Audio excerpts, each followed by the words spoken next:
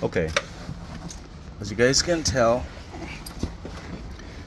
this one is attached, so you can see the T part going all the way down, and here's the other one that I need to repair. So I got the leak right here because it's not attached. So I need to clamp these two together so nothing goes, in between. So let's work on that,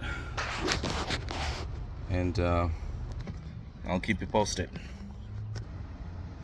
So you can see here, I put the new piece inside.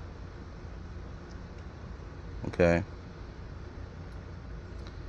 and so now I'm gonna continue working on the rest. Okay, it's all fixed, so I've done it.